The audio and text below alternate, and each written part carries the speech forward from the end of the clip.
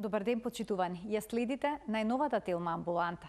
Убедени сте дека се храните здраво, но дали знаете колку шеќер, сол и адитиви внесувате секојдневно, дури преку храната што се смета за здраво? Вкусовите ја диктираат нашата исхрана. Дали индустриската храна се прави намерно да биде повкусна од домашната? Зошто има толку многу адитиви во продуктите, дури и во производи што траат само неколку дена? Што значи кога на пакувањето пишува без додаден шеќер? Дали тоа навистина е поздраво? Како да научиме да ги читаме декларациите? Ќе прашаме Надица Илиевска, дипломиран нутриционист. Следува навистина интересно и корисно издание на Телма амбуланта во кое што ќе можете да се вклучите со ваши прашања. Останете на Телма.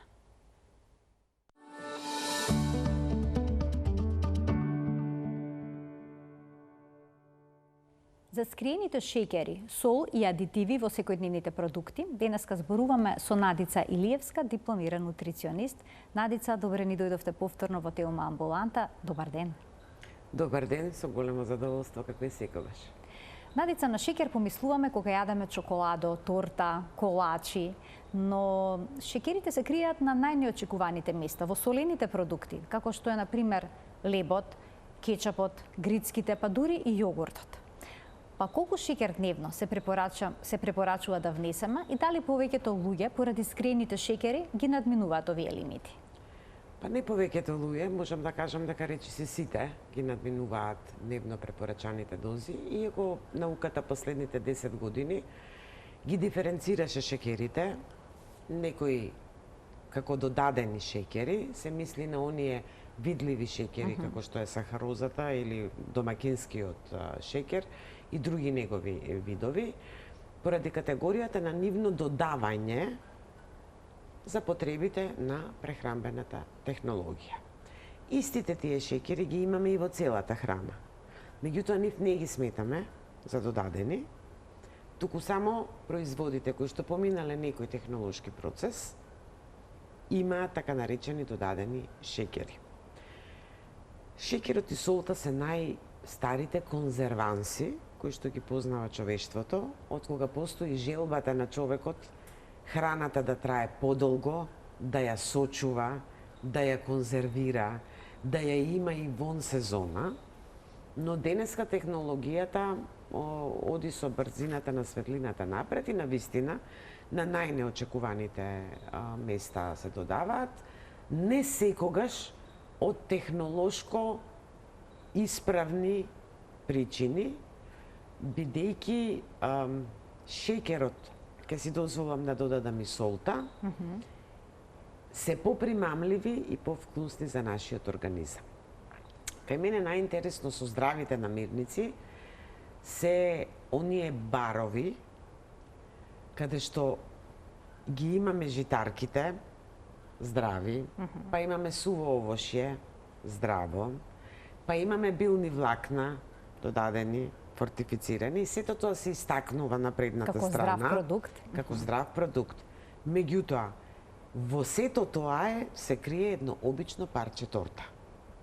Дури сметам дека ако нутритивно се пресмета, дури би било и попаметно да се вкуси една домашна торта по бабински рецепт, отколку такви видови на продукти. Зошто се става шеќерот? Најчесто за да се истакнат работи кои што му се одземаат, а делуваат примамливо. Секаде каде што имаме лајт, односно секаде каде што сакаме да истакнеме дека сме одземале масти, додаваме шеќери. Секаде овошните јогурти се најтипичен пример. Па замислете еден здрав појадок од овесни снегулки или гранола, или овосни снегулки со додатоци, па каде што има и малку чоколадо, овошен јогурт, суво овошје ако на тоа додадеме, веќе ние сме ја надминале 2 пати препорачаната доза на додадени шеќери, 38 грама за мажи, 23 грама за жени. Во лажички колку е тоа? Во лажички тоа е околу 3 до 4 лажички. Вкупно? Равни, вкупно додадени шеќери. Меѓутоа, доколку вие само еден цеден сок готов испиете, веќе сте над лимитот. Да не зборуваме за газираните пијалоци, кои што сега на овие температури се конзумираат. Значи, генерално многу е тешко, доволно е неколку процесирани намирници за да го надминеме лимитот. И влегуваме во парадокс каде што луѓето пијат горко кафе и велат не користам додадени шеќери. Без шеќер кафето, Без така, шеќер. некогаш и се мачат. Меѓутоа, се сладат со сладолед, во кој што има додаден шеќер, се сладат со растителни млека, кои што секогаш има додаден шеќер, бидејќи ако сакаме да напишеме без конзерванси, ние мора да додадеме сол или шеќер во најмала рака. Понатаму ќе следат и другите кои што ќе ги наброиме. Најинтересно и најскриено е во солените работи. Тука сите преливи за салати би ги додала, бидејќи преливите за салати ни ги наметна азиската кујна, каде што ни се посочија дека треба баланс на сите можни вкусови, на сите сензорни наши карактеристики, и тоа технологијата на производство на храна го искористи за да може да ги замеша сите вкусови. Кетчапот, например, на вистина е како една чаша сок. Неверојатно многу додадени шеќери, овошните јогурти, преливите, потоа она кое што сладоледите исто така, бидејќи доаѓаат во и за да не се надминат границите, почнуваат да се комбинираат. Па вие имате многу малку додаден шеќер во грамажа кога ќе ја прочитате етикетата, без да забележите дека само неколку милиметри подоле има фруктозен сируп, сладкарски сируп, декстрин, малтоза. Значи, кога пишува без додаден шеќер, не значи дека во производот нема шеќер? Да. Значи, тоа не е гаранција дека тоа е здраво? Тоа не е гаранција дека не е додадено нешто, затоа што додадени работи се и агаве сирупот, се и јаворовиот сируп, и тоа се шеќери кои што се бројат. Но законската регулатива е таа која што вели само она што е додадено. И кога ќе направите комбинација од неколку типови на шеќери, стана мода дека фруктозата не баре не е шеќер, а и таа е шеќер, е поздрава варијанта, и тука веќе имаме во текот на денот натрупување без да додадеме. Втората замка е медот. Медот е инвертен шеќер, па честопати и ние, мислејќи дека во чајот додаваме, па дури и во кафето, не, јас не додавам шеќер, јас си ставам една лажичка мед. Да, тој може би ќе добие нешто од медот, бидејќи тој е една од најздравите намирници на светот, меѓутоа и тоа е инвертен додаден шеќер. И на тој начин, всушност, ние апсолутно, например, и во сувомеснатите има додадени шеќери. Многу често. Поготово во оние сувомеснати кои што јас ги нарекувам сувомеснати без месо. Втората грешка што ја правиме е што пакувањата кај солените грицки, каде што ги читаме додадените шеќери, забораваме да прочитаме на колку грамажа е процената вредноста. Ние имаме пакување од 240 грама или од 300, а нас во декларацијата ни е дадена количина во 100 грама. И таа би ја зеле, доколку ние на вистина земеме само 1/3 од кесенцето, меѓутоа тоа и речиси и никогаш да не се случува. И ако тоа сега го додадете со комплетните оброци што се нудат, значи нели ни се нудат комплетни оброци, каде што имаме малку салата, вообичаено некој хамбургер, пијалок со тоа, уште нешто, тука веќе зборуваме за многукратно зголемување на додадените шеќери, кои што доколку не би ја внеле таа процесирана храна, не би ги ни внеле во организмот. Така ова објаснува многу во однос на дебелината пред се, зошто е така растечки проблем. Но дали шеќерот и солта се единствените невидливи непријатели во секојдневната исхрана? Што е да речеме со адитивите? Зошто во индустриската храна има толку многу адитиви? Шеќерта и солта се добро истражена тема. Иако за солта сега, исто така дознаваме, морам да напоменам за солта една научна студија од Британија, каде што е правена на голем број испитаници, повеќе од 1000. Оние кои што имаат желба за солена храна, сакале да испитаат научниците дали солта ствара зависност, исто како шекерите. Тоа е добро објаснен механизам. И добиле резултати дека за ситноста од сол доаѓа 7 до 8 минути кај повозрастните лица, 10 минути по конзумирањето на солената намирница, а физиолошки знаеме дека се потребни многу повеќе време на дигестија на намирницата, на одвојување на солта и на влегување во циркулација, што значи дека ги натерало да ја испитуваат спрегата на мозокот и солта, и всушност ги храниме, речиси, истите рецептори. Значи се создава зависност. Се создава зависност, да. Значи денеска веќе знаеме дека нездравата храна, односно брзата храна, солта, шекерот и одредени емулгатори, вештачки бои и ароми ствараат зависност. Најважното од се е што освен што му штетат на нашето здравје, ги менуваат нашите прехранбени навики. Што значи тоа? Тоа значи дека вие од мали години, ако сте изложени на емулгатори, на бои, згуснувачи, на подобрувачи на вкусот, зашто ќе одвоиме посебно време, дури сензорно се воведе и новиот вкус умами, бидејќи старите вкусови солено, благо, горчливо, кисело и луто се регијски поврзани. Засилувачот на вкус, односно умами, ја има можноста да ги активира сите наеднаш при допир на маснотија. Значи, засилувачот на вкус, носачот му е маст, умами или вкус на мрсно, но се што оди со засилувачот на вкус ги активира сензорно наеднаш сите наши регии на вкус.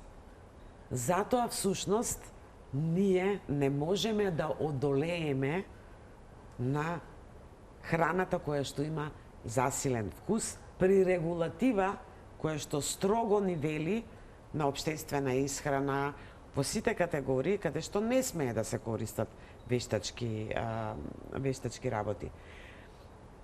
Значи, овие емулгатори, засилувачи на вкус, здружени со додадените сол и шекер, е она што всушност е резултат. Меѓутоа, не е само високата телесна тежина. Постојат индикатори дека всушност апнејата е резултат исто така на прекумерно користење на овој цел диапазон. Потоа се поврзува со инфламаторните заболувања во однос на реумата, во однос на остеоартритите, дури и со автоимуните заболувања, затоа што се состојки кои што ние не ги препознаваме и не сме ги користеле до пред само. На 100 години се измислени некаде околу 800-900, само во последните 20 години имаме 3500. Зошто се ставаат? Добиваме сигурен производ. Како конзерванс? Како конзерванс. Добиваме маса. Тука се емулгаторите. Добиваме мека конзистенција.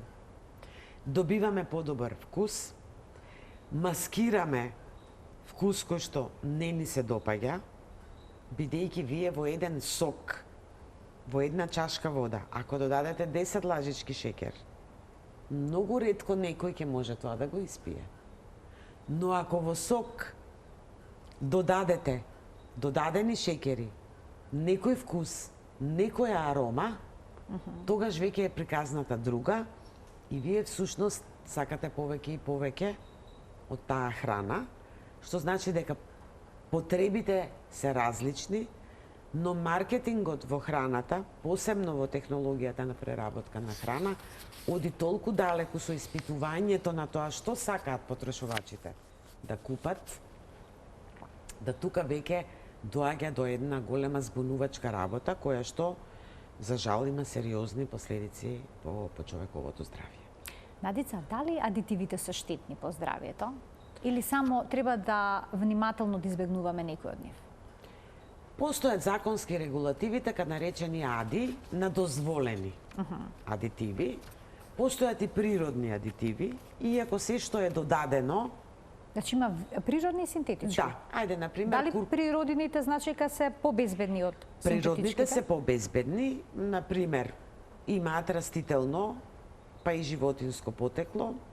Најчесто како згуснувач да се користи масата од алги, куркумата да се користи за боја, препекувањето на ршта да се користи во интегралните лебови да ја добие посакуваната боја со помалку интегрално брашно. И тие организмот може да се справи. Но опасноста во сите други е тоа што ние не можеме да застанеме кај високо процесираната храна со дневно препорачаната доза. Да, ние во еден од сладолед, ја имаме дозволената доза со која што организмот ќе се справи. Но имаме и други додатоци, имаме и кумулативен ефект на намирници. Значи, од разни намирници се внесуваат во организмот магнификација, различни видови на да.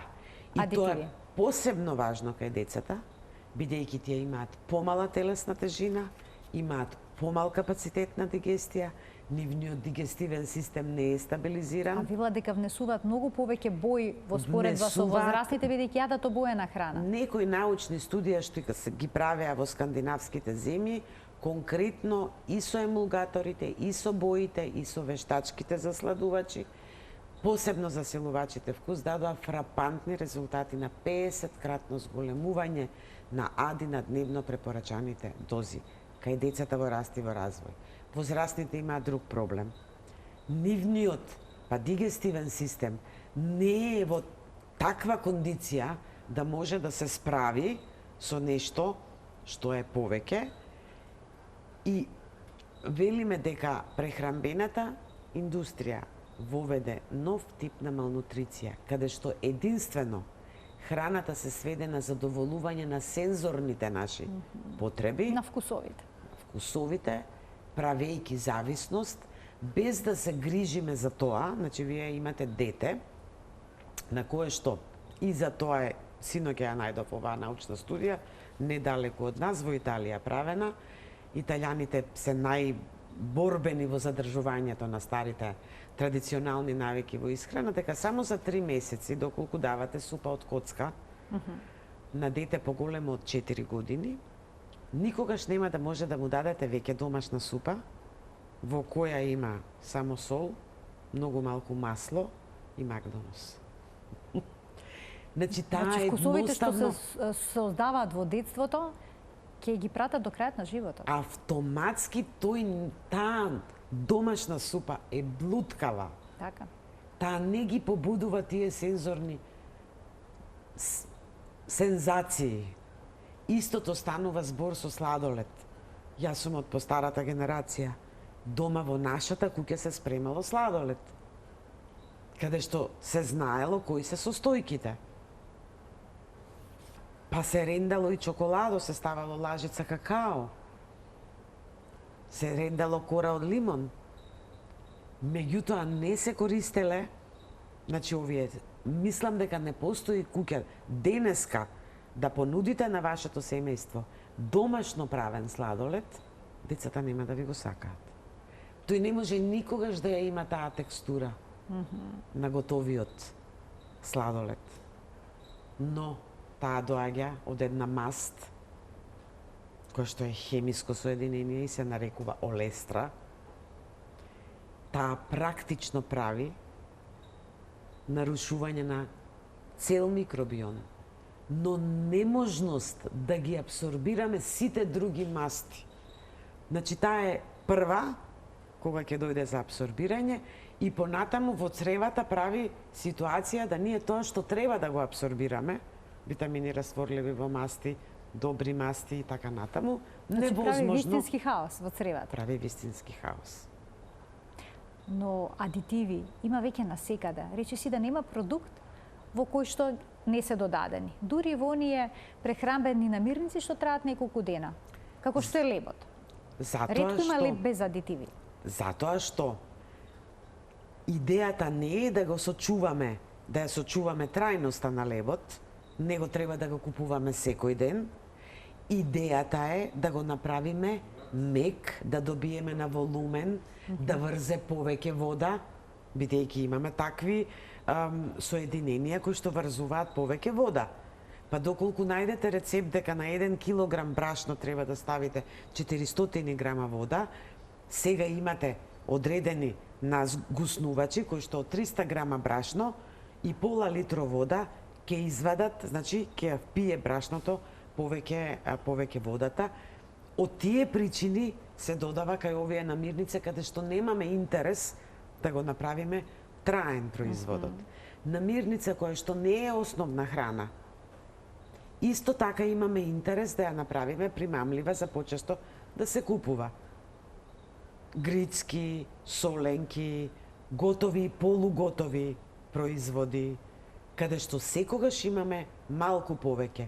Што од конзерванс, би кажала и за оние готови домашни јадења што ги купуваме. Доколку се следат препораките и доколку тие се одржуваат на одредена температура, тие калираат, па добиваме концентрирана сол во тој оброк.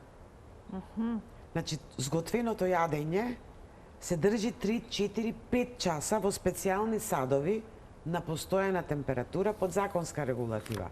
Но тоа губи на тежина, што значи дека водата испарува. Автоматски имаме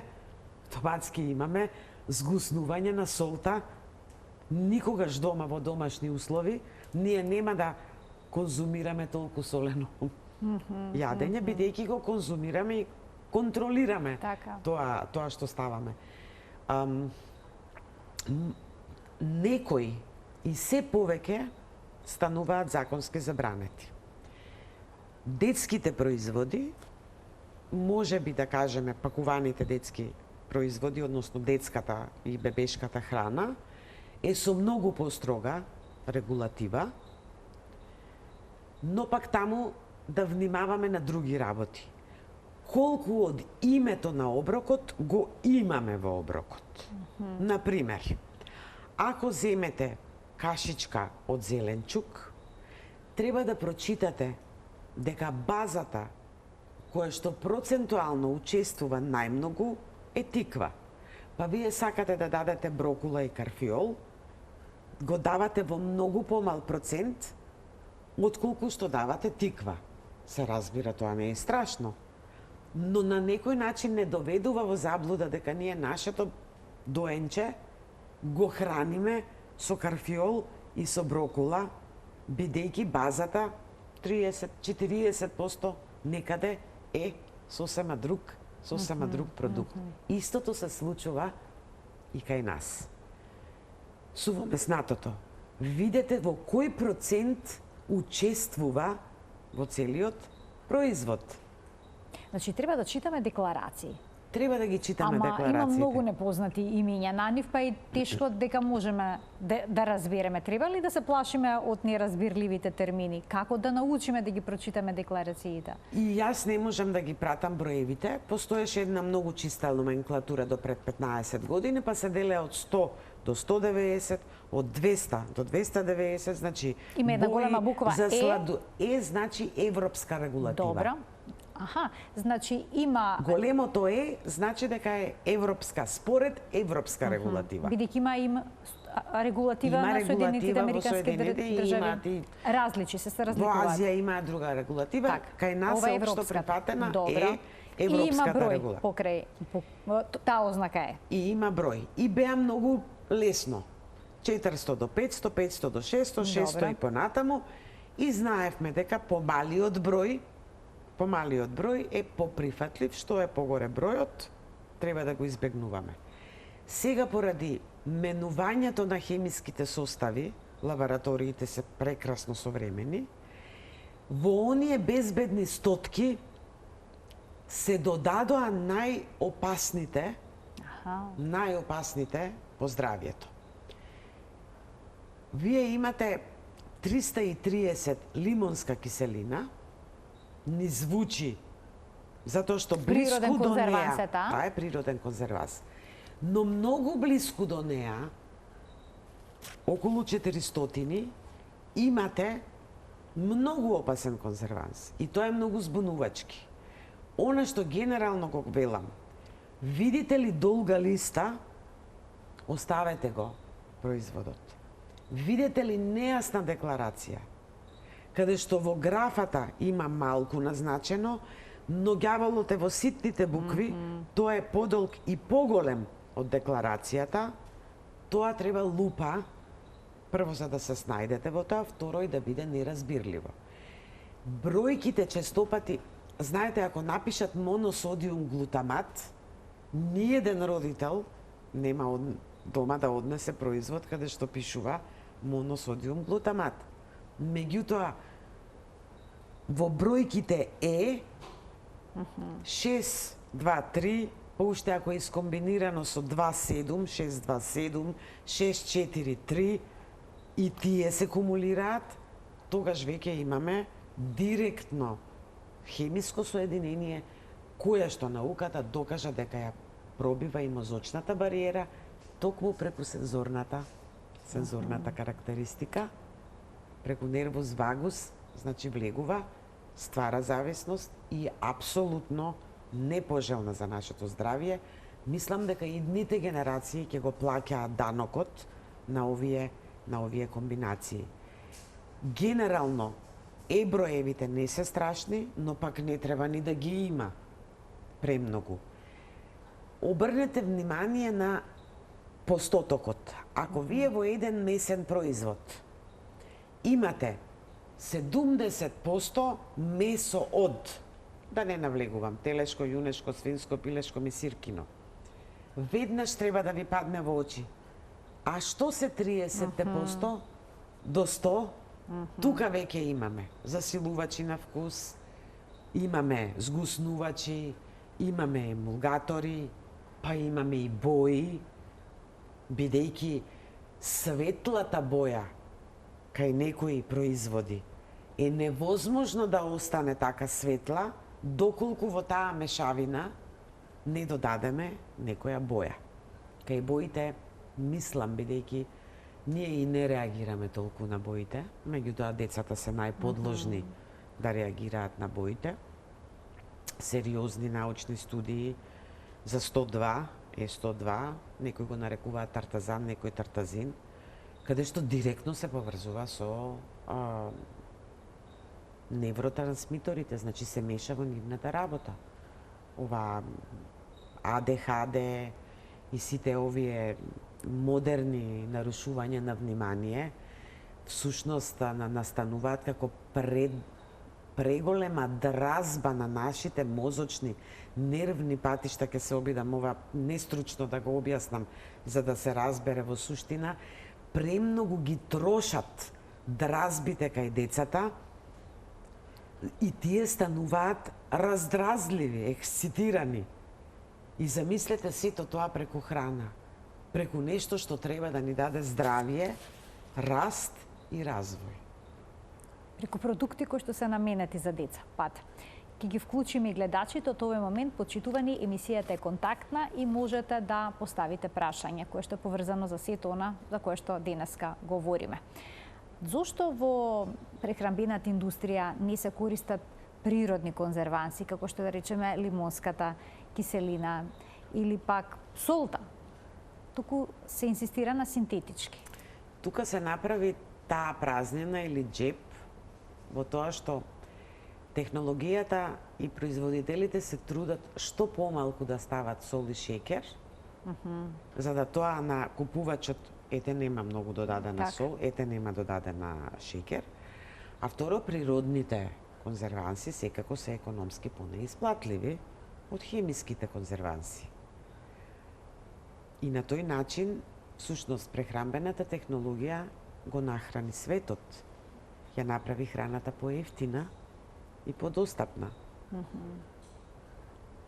Нели како велиме, Ретко пробавме цреши оваа сезона.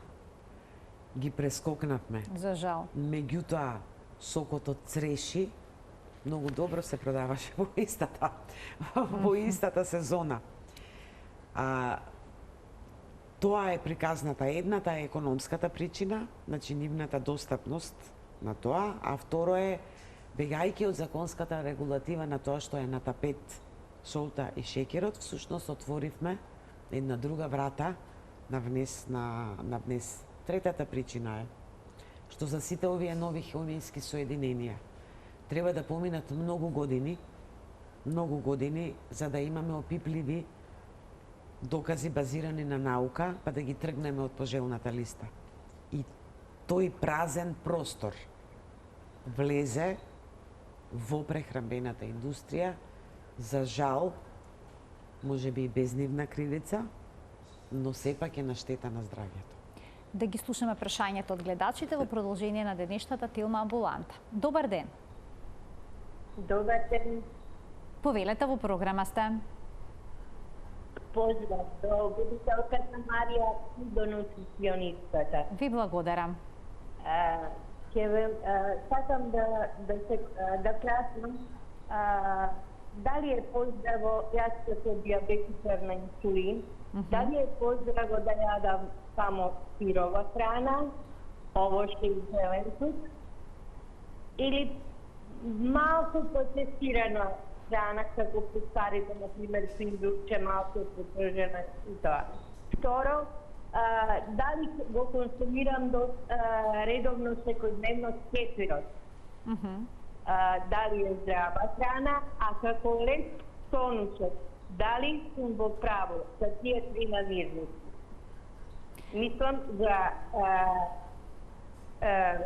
свежо овошје и зеленчук, од кој само јаболки, кефирот и тонус лебот. Така, и леп кој што не е класичен леп, значи ги има различни варијанти. Ви благодарам за вклучувањето во програма. Повелете.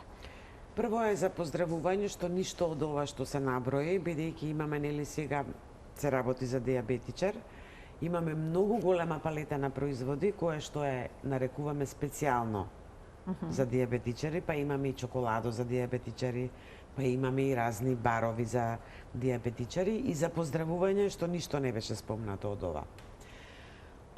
Сировата храна кај диабетисот е важна поради билните влакна, ги успорува качувањата, значи наглите скокови на гликемијата. Меѓутоа, никако да не се избегнуваат јаглените хидрати, поготово ако сте на инсулинска терапија, бидејќи ќе паднете во хипогликемија, што значи дека треба да има клуч и брава.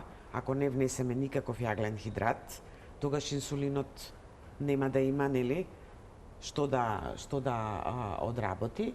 И за мене секогаш треба да биде комбинација. Не само за сирова храна, јас лично и често пати веќе деценија го зборувам тоа, јас не препорачувам строго пратење само на сурова храна. Треба да биде застапена 40 до 50% во дневниот внес, да има во секој оброк од се помалце, значи да има и сурова храна, да има и термички обработена храна. Лебот, кој што го спомнавте, навистина се смета за една од добрите опции. Меѓутоа, еве да пратам една домакинска порака, мислам дека бидејќи технологијата ни дава многу инструменти на олеснување на домакинлакот, мислам дека најдобра инвестиција за едно семејство е машина за правење на леп, бидејќи тука имаме комплетна контрола на тоа што ставаме внатре, па дури можеме да направиме и сладок леп, а да не биде со додадени шеќери, да биде здрав, да ставиме јатки, да ставиме рогач, например, и да не додадеме шеќер, така да, мислам дека генерално, општо земено е во ред. Ајде да ги слушнеме прашањата и на следните гледачи што ќе се вклучат во денешната Тилма амбуланта. Поздрав до следниот гледач. Добар ден. Повелете. Поздрав до гостинката. Ви благодарам. Синот има хемороиди. Има проблеми со хемороидите. да прашам, ме интересира која храна треба да се конзумира. Така, ви благодарам за вклучувањето во програма. Имавме- Излегуваме надвор од темата, но ова но само мощна, ги мощна потсетиме интересно И да ги потсетиме прашање. дека имавме една цела емисија во Така. врска со исхраната, што значи дека може да ја побараат. Може побарат на YouTube. Да, може да ја побараат на YouTube и таа е навистина многу така излезе интерес пројави. Генерално прво да се контролира внесот на вода, тоа е првото, значи да се зголеми внес на вода. Мора да се зголеми внес на вода и да се зголеми внес на свежа храна. Тука се враќаме на темата и ова прашање ќе го внесам. Се што има моносодиум глутамат, се што има вештачки засладувачи, се што има емулгатори, се што има вештачки ароми и бои, неверојатно многу во лоша насока влијае на иритација на хемероидите, односно се што е високо процесирана храна, таа дополнително. Значи, во однос на што треба да протежираме е свежа храна, билни влакна, многу вода, но и избегнување на високо процесирана храна, директно, апсолутно директно ја влошува ситуацијата со хемероидите. Значи, домашно подготвени оброци е најдобриот избор. Да. Уште еден гледач ке вклучиме. Добар ден. Дали се слушаме? Да, одлично ве слушаме, во програма сте. Ало, добар ден. Добар ден. Вашата поздрав прво до вас и до гостинката. Ви благодарам. Гостинката напомена нешто за адитивите кои што се додаваат во месата. Сега би прашала, доколку има можност да ми одговори, дали кога се купува месо од месарница, бледото месо теглешко е конкретно, е прилично бело. Јас знам дека треба да има розаникава боја. Што мисли за таквото месо, вашата гостинка? За свежото месо, така? Ако ве разбрав дома. Добро. За свежо месо кога купувате во месарница. Свежо месо од месарница, теглешко месо, кое е со бледа боја, не е розаникава, туку е со бледа боја. Па ви интересира дали може би таму има нешто додадено за да се зачува бојата? Тоа е причината, бледата бојата, бела бојата, не е бела, меѓутоа бледа боја, не е розова бојава, е причина додадени адитиви. Ви благодарам за вклучувањето во програма. Месото, прво бојата на месото зависи од видот на месото, што значи дека јунешкото има темна боја, телешкото има светла боја, свинското треба да има розаникава боја, белите нели меса од живина. Во месарите се сомневам дека се додава нешто, всушност и не може да се додаде. Меѓутоа бојата е показател на свежината на месото. Светло-розевата боја покажува поголема свежина на месото, додека бледа боја покажува дека месото подолго време, значи не е сосема свежо.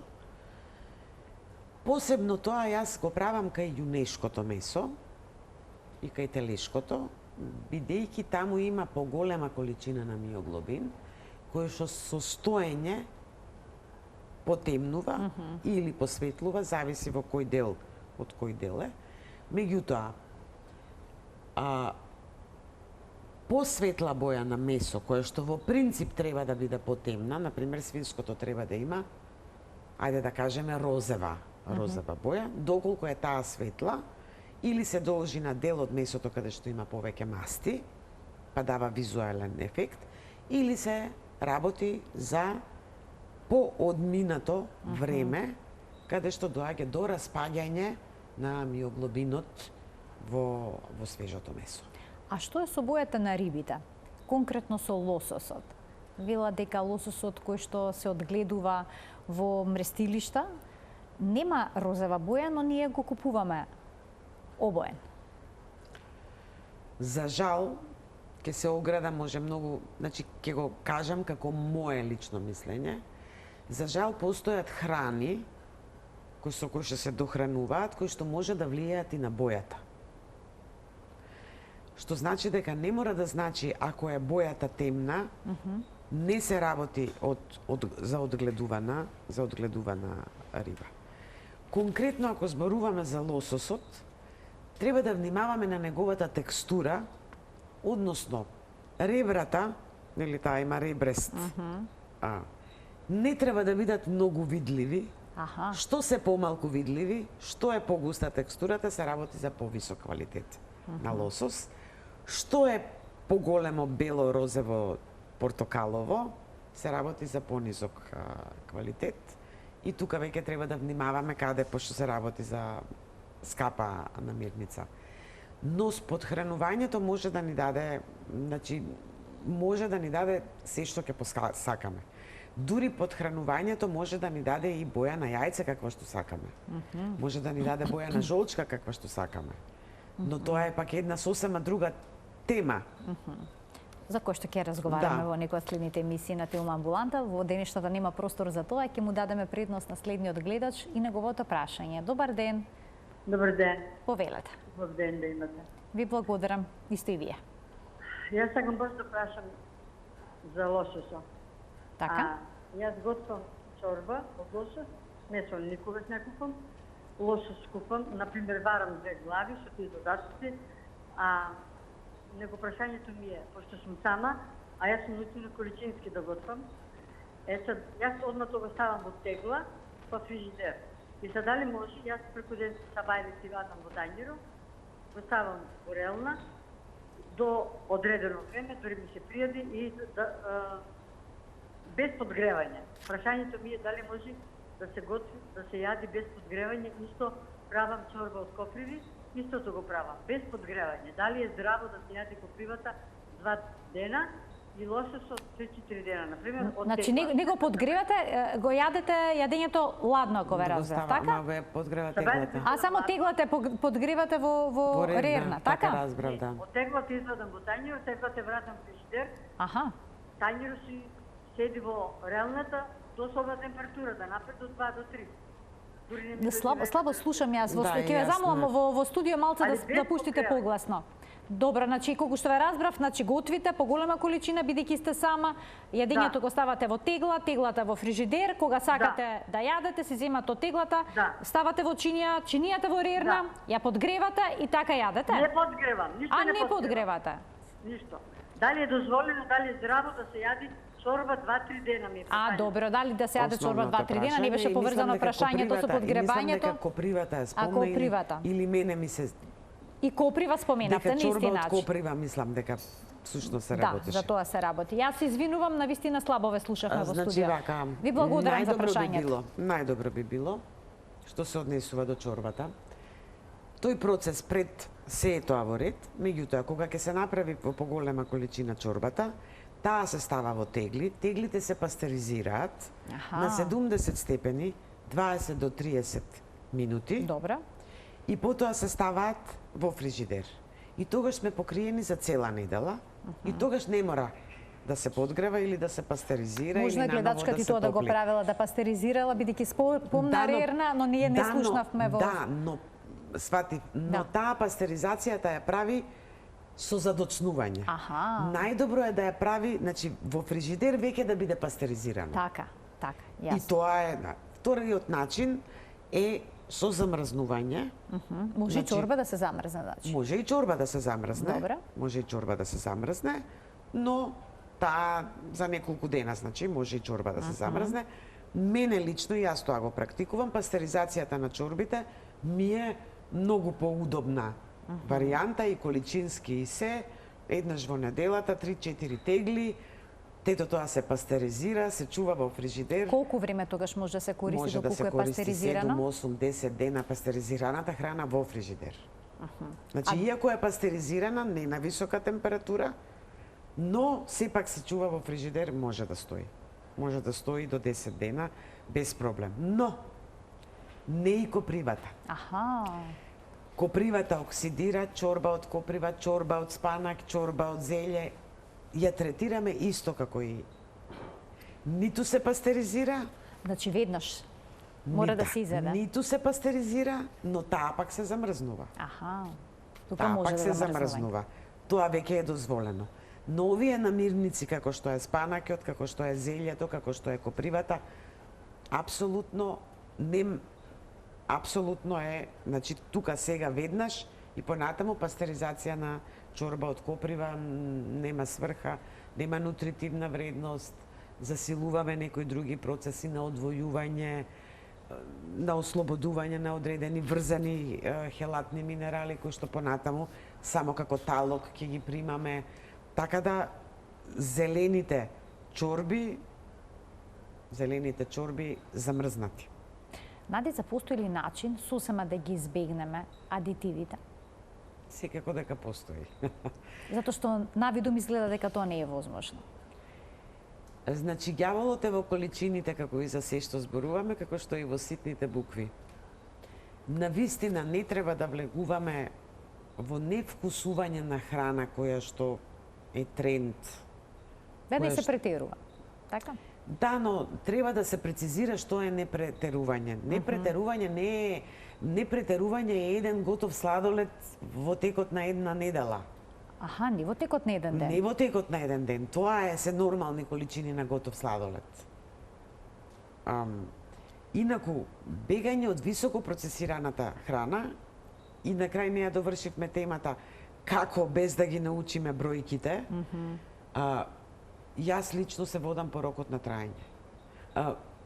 Безкрајен рок на траење, 2-3 години на грицки, на нешто, веднаш ме асоцира на премногу високо процесирана храна. Тоа е едната приказка. Другата е домашно подготвена храна. Ние никако не можеме, ние како да ги боледуваме западните болести со закаснување. Значи, кампањата на домашна храна, на домашна припрема на храна, на носење домашна храна на работа, во училиште, на факултет, веќе 15 години трае во развиените земји во Европа. Американците законски ја регулираа. Родителите имаат точно насоки што да спакуваат на своите деца. Не постои друг начин на малку многу, не од друго. Јас не сум сигурна дека пред 10 години тартазанот не беше прогласен за канцероген, Е102. И немавме студии дека моносодиум глутаматот дури доведува и до деменција и ствара зависност.